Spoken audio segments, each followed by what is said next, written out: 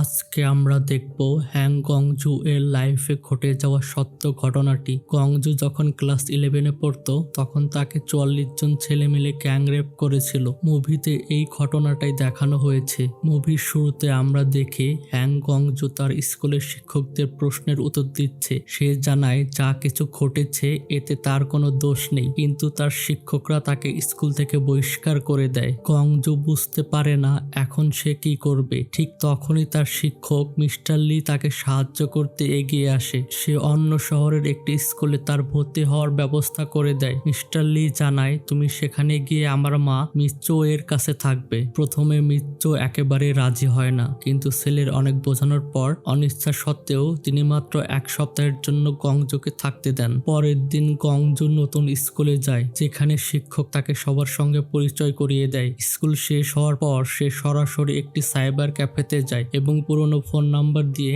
নিজের মায়ের ঠিকানা খোঁজার চেষ্টা করে। আসলে তার মা একই শহরে দ্বিতীয় স্বামীর সঙ্গে থাকতেন, কিন্তু সে কোনো তথ্য পায় না। সেখান থেকে সে সরাসরি মিচো এর সুপার স্টোরে যায় এবং কাজে সাহায্য করতে শুরু করে। এটা দেখে মিচো তার প্রতি কিছুটা নরম হয়। পরের দিন ক্লাস শেষে গংজু দেখে কয়েকজন মেয়ে গান অনুশীলন করছে, কিন্তু তাদের একজন গংজুকে দেখতে সে সেখান থেকে চলে যায়। এরপর গংজু তার সুইমিং ক্লাস অ্যাটেন্ড করে। সুইমিং প্র্যাকটিস শেষ করে যখন সে ড্রেস চেঞ্জ করছিল, সে গুনগুন করে গান গাইছিল। বাইরে থেকে স্কুলের সিঙ্গিং গ্রুপের লিডার ইউনহি সেটা শুনতে পায়। সে গংজুর গানের কণ্ঠের প্রশংসা করে এবং তাদের সিঙ্গিং গ্রুপে জয়েন হতে বলে, কিন্তু গংজু মানা করে দেয়। এরপর গংজু আবার নিজের মাকে খুঁজতে বের হয়। শেষমেশ সে শহরের একটি সুপার স্টোরে তার মাকে কাজ করতে দেখে। 3 বছর পর মাকে দেখে তার মনে হয় যেন বেঁচে থাকার নতুন কারণ খুঁজে পেয়েছে, কিন্তু তার মা তাকে দেখে মোটেও খুশি হয় না, বরং ঠান্ডা গলায় বলে সে যেন আর কখনো ফিরে না আসে।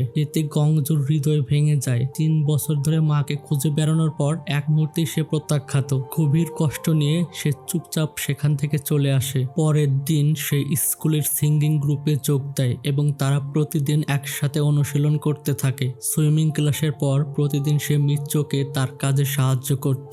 এভাবে তার চারপাশের মানুষের সাথে তার একটা ভালো সম্পর্ক তৈরি হয়। একদিন স্কুল শেষে ইউনি গংজুকে তার বাড়িতে নিয়ে যায়। গল্প করতে করতে ইউনি মজা করে জিজ্ঞেস করে সে কখনো কাউকে কিস করেছে কিনা। গংজু উত্তর দেয় সে 44 জন ছেলেকে কিস করেছে। ইউনহি হাসে, ভাবে হয়তো সে মজা করছে, কিন্তু বাস্তবতা ছিল অনেক বেশি ভয়ঙ্কর। এক রাতে গংজু হঠাৎ তার বাবার ফোন পায়। সে তাকে একটি রেস্টুরেন্টে দেখা করতে বলে। সেখানে পৌঁছালে তার বাবা তাকে একটি খালি কাগজে সই করতে বলে। পরের দিন স্কুলে এসে গংজু জানতে পারে তার বন্ধুরা তার গানের ভিডিও ইন্টারনেটে আপলোড করেছে। এটা শুনে সে ভয় আর আতঙ্কে কেঁপে ওঠে এবং চিৎকার করে বলে ভিডিওটা সঙ্গে সঙ্গে ডিলিট করতে। পরে ক্লাস চলা অবস্থায় হঠাৎ একদল প্রাপ্তবয়স্ক লোক ভিতরে ঢুকে তাকে ঘিরে ফেলে। তারা ছিল অতীতের ঘটনার সঙ্গে জড়িত ছেলেদের বাবা মা। তারা গংজুকে একটি কাগজে সই করার জন্য চাপ দিতে থাকে, কিন্তু ভয়ে আতঙ্কিত গংজু কোনো রকম সেখান থেকে বেরিয়ে পড়ে এবং দ্রুত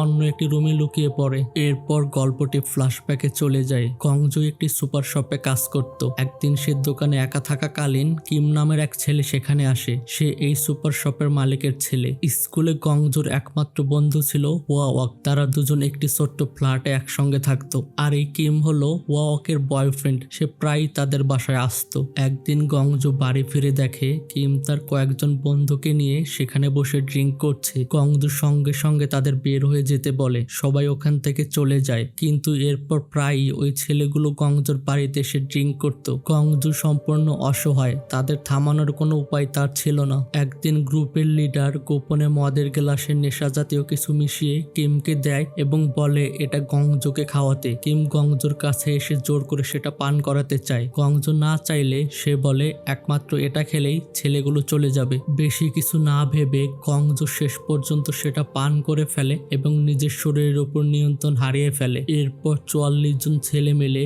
ওয়াক আর গংজুকে রেপ করে। তারা সারা রাত ধরে তাদের দুজনের উপর অত্যাচার করে। ভোর হয়ে যায়, তবুও তাদের নির্যাতন বন্ধ হয় না। তারা পুরো ঘটনাটাই ভিডিও করে রাখে। এই সময় কিমের বাবা সেখানে এসে সবকিছু দেখে ফেলে, কিন্তু সে শুধু নিজের ছেলেকে নিয়ে সেখান থেকে চলে যায়, যেন কিছুই ঘটেনি। এই ভয়াবহ ঘটনার পর ওয়াক মানসিক যন্ত্রণা সহ্য করতে না পেরে নিজের জীবন নিয়ে নেয়। এরপর গল্প আবার বর্তমান সময়ে ফিরে আসে। সেই রাতে গংজু একটি আশ্রয় কেন্দ্রে থাকে এবং বাবাকে অনেকবার কল দেয় কিন্তু সে ফোন ধরে না। হতাশ হয়ে সে তার শিক্ষক মিস্টার লিকে কল দেয়। মিস্টার লি জানায় পরিস্থিতি এতটাই খারাপ হয়ে গেছে যে ঘটনাটি সব পত্রিকায় ছড়িয়ে পড়েছে। সে আরো জানায় তার বাবা বিশ্বাসঘাতকতা করেছে, পিটিশন করার জন্য জোগাড় করা সব টাকা নিয়ে সে পালিয়ে গেছে। এদিকে ইউনহি এবং তার বন্ধুরা গংজুর অতীতের কথা জানতে পারে এবং গভীরভাবে কষ্ট পায়। তাকে সাহস দিতে ইউনহি একটি মেসেজ পাঠায়, এটাতে তোমার কোনো দোষ নেই, প্লিজ